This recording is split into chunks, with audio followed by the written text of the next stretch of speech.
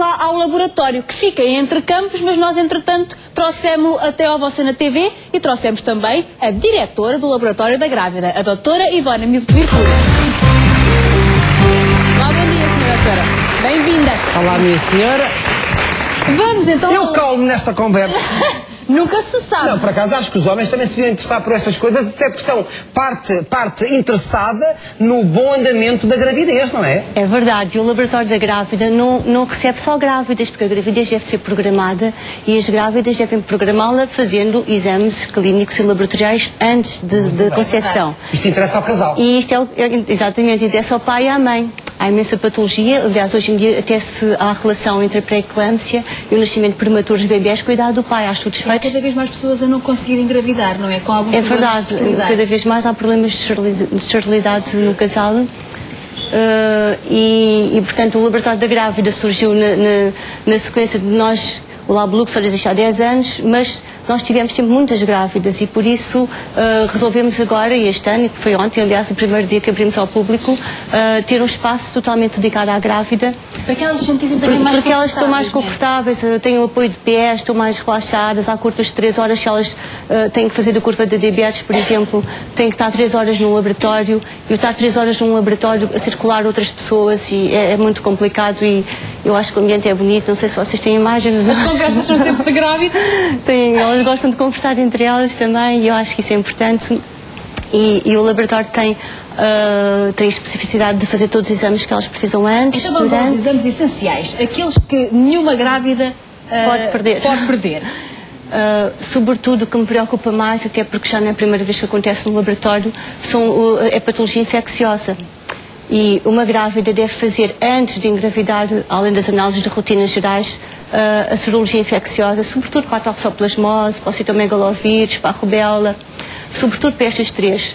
Porque se ela for seronegativa, se não tiver marcadores, se não tiver tido contacto com esta patologia, estas doenças que não são graves numa pessoa normal, não grávida, imunocompetente, podem ser gravíssimas para o feto. E a ciência hoje em dia permite prevenir o desenvolvimento e muitas vezes curar e não deixar a evolução do desenvolvimento da doença no feto. Uma preparação, é? Quem está a pensar em engravidar tem que fazer deve exames consultar antes. sempre o médico e fazer exames antes. Deve fazer. A toxoplasmose pode passar para o feto? Pode, é uma das formas de contágio. O laboratório tem de especial, e isto é muito importante, eu penso que poucos, ou praticamente, não sei, não gosto de falar pelos outros, mas penso que muito pouca gente faz isso, se alguém, conservar os shots das grávidas durante 12 meses, porque se a grávida, por exemplo, é seronegativa e aparece com uma análise positiva durante a gravidez, nós temos que datar essa infecção. Porque, por exemplo, em relação à toxoplasmose, a infecção no primeiro trimestre é muito mais grave, mas é menos frequente do que, por exemplo, no terceiro trimestre. O datar a idade da infecção, o datar quando é que essa infecção foi feita, só é permitido se nós tivermos uma subida do título dos anticorpos, que é uma substância que a gente doseia, e deve ser feito em paralelo com a amostra agora, em que ela positivou, e uma amostra anterior, para sabermos se de facto a infecção é recente ou não, porque disso vai depender o tratamento. Eu penso que a doutora Ivone trouxe consigo a Paula Martins. É uma grávida, quer dizer, é uma pré-grávida e ela já seguimos outra gravidez dela há 5 anos atrás. Tem, fomos nós que seguimos. E está a pensar agora no segundo. Sim. E vai ao laboratório da grávida. Vai. A Paula pode ser uma grande ajuda, não é? No mesmo local pode fazer tudo. É espantoso. Aquele ambiente que tem, o espaço.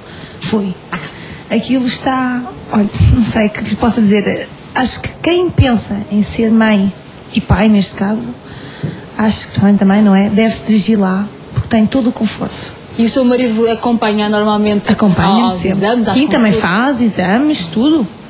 Acho que o pai deve estar sempre presente. Conforto, mas o conforto aqui não chega. Essencial é o acompanhamento e é a informação. Portanto, tem todo o tipo de informação e de acompanhamento. Ali uma grávida sabe que testes deve fazer, o que é que deve fazer, quando é que deve lá voltar, até a alimentação já lá iremos, sim. Tudo. Ali não falta nada, como se possa dizer, é um ambiente que a pessoa sente-se acolhedora. A gente sente... Até apetece engravidar. Até apetece mesmo, é verdade. Vais lá, Goxa. Não, é que era para ti, já estás com 30 anos. Isso não quer dizer nada, não é? Já estou com 30 Até aos 40 e muitos. Temos 10% de grávidas com mais de 38 anos. Mas isto é uma conversa que vem do intervalo. Com mais de 38 anos. Com mais de 35 anos, peço desculpa. Mas realmente as mulheres adiam cada vez mais O laboratório foi também o primeiro laboratório em Portugal certificado pela Fetal Medicine Foundation. E nós temos obrigatoriamente que ter estatística e o outcome, o acompanhamento das grávidas ao longo e após o nascimento, e portanto a nossa estatística diz que grávidas que nós seguimos com mais de 35 anos são 10%, são 9,8% exatamente. O que já é um número muito grande. Cada vez mais. A grávida que nós temos agora com mais idade tem 47 anos. 47? E foi porque quis segundo casamento e não tinha filhos do primeiro, e eu diz que agora que encontrou o pai para o filho. Tem 47 anos. Essa senhora temos que conhecer. Era isso que eu estava a pensar. A doutora Ivone vai arranjar maneira de entrarmos em contacto com ela. É Ivone ou Irene? Ivone. Ah, Ivone, eu tinha aqui Irene por acaso. Peço desculpa. É parecido, começa por aí. Mas a culpa deve As ser dúvidas são todas esclarecidas. Trouxe-nos aqui alguns equipamentos que servem para quê, doutora? Eu trouxe as curvas de glucose porque tradicionalmente ainda se pesa a glucose quando se tem que fazer... Ou seja, todas as grávidas no primeiro trimestre da gravidez, ou se tiverem patologia anterior já desenvolvida de diabetes ou familiares, ou índice de massas ósseas aumentados, devem fazer o teste de despiste à diabetes precocemente. Nós utilizamos uma... Pode aparecer também durante a gravidez, não é? Pode. 3 a 5% de diabetes é gestacional, de todas as mulheres grávidas, a diabetes é gestacional, desenvolve-se durante a gravidez. Só 0,5% das mulheres diabéticas têm diabetes grávidas, têm diabetes pré-gestacional. E hoje em dia nós utilizamos uma solução já preparada, que é mais agradável, apesar de tudo, que andar a pesar açúcar e beber aquela solução misturada com água. É doce. É 50 gramas ou 100 gramas se ela tiver que fazer a curva e tirar então às 3 horas. Faz um primeiro teste, se aquele teste for positivo, então a grávida deve fazer um segundo teste mais tarde. Dependendo do valor que aquele teste der, faz ou não a segunda prova. E os testes que despistam as anomalias que possam existir no sim, no feto. Como eu disse, o laboratório foi o primeiro em Portugal, e hoje em dia há 3, certificado pela Fetal Medicine Foundation, que é uma entidade que nos audita regularmente, 3 em 3 meses, e os critérios que nós empregamos são os critérios desta fundação, que utiliza 2 marcadores no primeiro trimestre e 2 marcadores no segundo trimestre. Porque eu acho que isso deve ser o maior medo das mães, não é? Mas só que o modo é um rastreio. Se há algum tipo de deficiência ou não no feto. A ecografia ajuda imenso. O teste do rastreio bioquímico é um teste de rastreio, ou seja, nós detectamos, calculamos um risco e dizemos para esta mulher com esta idade gestacional, com esta idade materna, com este valor dos marcadores proteicos que nós doseamos, há um risco, suponhamos, de 1 para 700 ou de 1 para 2500. É um risco que é baixo. É um risco baixo porque há que haver um cutoff. O cutoff é aquele valor a partir do qual nós, depois de fazermos as amniocentese, achamos que então vale a pena, a partir desse valor, considerar risco positivo, e esse risco consideramos positivo quando é superior a 1 para 300. Por exemplo, consegue-se saber se um feto tem toxicoplasmose? Consegue. Suponhamos que a mãe fez uma seroconversão, portanto era negativa e de repente uma análise positiva. Nós temos que saber se passou para o feto ou não. Nesse caso tem que se fazer a amniocentese nunca antes, no caso da toxoplasmose é importante, nunca antes da 18ª semana e nunca antes de 4 semanas após o suposto período de contacto. Portanto é importantíssimo datarmos o período de infecção, até por causa disto, porque senão vamos fazer a amniocentese, tem riscos, apesar de tudo, vamos ter uma análise que pode vir negativa, porque fizemos precocemente, portanto o bebê deve ser acompanhado até o ano de vida com a sorologia também. São muitas as dúvidas de uma grávida e prendem-se algumas com a alimentação. Nós trouxemos aqui alguns alimentos que me parece serem os proibidos, não é assim, doutora Ivone? Mas é proibidos ou aconselhados, doutora? Quer dizer, o marisco... Temos que começar pelo marisco. Temos aqui as gambas e a sapateira. Aliás, é um cheirinho que vem aqui. Eu diria que isso é mau porque faz colesterol aumentado.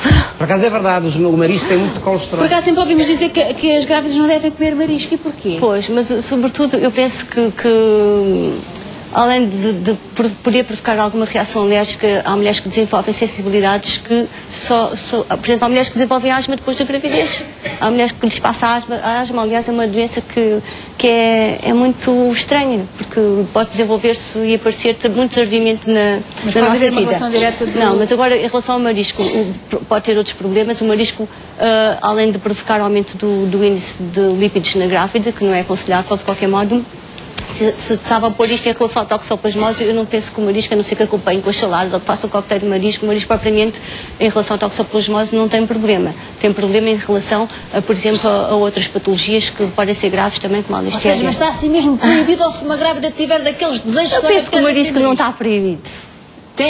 Conforme a grávida. Espero que não esteja aqui a dizer uma coisa que os meus colegas obstetras acham que não, mas para a toxoplasmose não está proibido seguramente. Está para a toxoplasmose proibido é as saladas mal lavadas, as carnes mal passadas. Por isso temos ali a salada, não é? As verduras. As carnes mal passadas ou cruas, porque podem ter então os trofosovírus, para vocês não é essa palavra que interessa dizer, podem estar contaminadas com um parasita que é o toxoplasma, que é gravíssimo na mulher grávida se o bebê contrário. Mas temos ali, portanto, alguma salada, isto apenas para dizer que deve ser muito bem lavada. Muito bem lavada. Isto dá para o nosso dia-a-dia para grávidas e não grávidas. Ou seja, comer fora uma salada é um caso mais complicado. Nunca sabemos como é que ela está, não é? Eu acho que não deviam comer, não. Carne crua também não. Carne crua... os ovos crus também não. Tudo que seja comer à vontade. Cozidos. Quando diz ovos crus também não, quer dizer que, por exemplo, uma mousse de chocolate não é aconselhada? Não. Pois é, porque muitas vezes não, porque há muitos doces que não levam ovo cozido, não é? E sushi? O sushi é o mesmo problema só por causa da fruta que acompanha, que deve ser bem descascada, bem lavada como os legumes, porque o peixe em si, em relação a doenças transmitidas pelo peixe sim, mas é a listéria, por exemplo, que são doenças, e o mercúrio que o peixe hoje em dia contém, já que estamos a falar da alimentação, por exemplo, o mercúrio, o peixe-espada, que anda muito em profundidade, eu peço imensa desculpa, tubarão... mas vai aqui um gruá por causa do sushi. É claro que o sushi pode parecer um bocadinho disparatado, porque apenas uma minoria de portugueses é que come e gosta de sushi. Estamos a falar de um prato de sushi, um prato da cozinha japonesa. Quem gosta é viciado. Hoje em dia já há vários restaurantes só de sushi em Lisboa, e em Lisboa e nos outros pontos do país, e quem gosta, eu não gosto. Quem gosta é completamente viciado. A nossa Câmara Woman, Paula, é viciada. Portanto, o sushi é um prato da cozinha japonesa que leva, penso que, peixe cru, não é? Tem mercúrio. O mercúrio faz mal e pode provocar também problemas na organogênese do bebê. Portanto, é mais pelo mercúrio. Estes são os alimentos proibidos. Há alguns que se devam comer por excesso, digamos assim, durante a gravidez. O leite é aconselhável? O leite só pasteurizado, mas eu penso que hoje em dia também pouco ou quase ninguém bebe leite não pasteurizado. Há uma ideia que eu não sei se tem algum fundamento de que os gatos, que há grávidas, que as grávidas não devem estar em contacto com os gatos por causa do pelo. Sim. Há alguma lógica nisto? Por causa do pelo não, por causa dos dejetos. Porque o gato é o hospedeiro definitivo do tal parasita que é o toxoplasma. Não tem a ver com o pelo, tem por causa dos dejetos. Não, o pelo tem a ver com a alergia.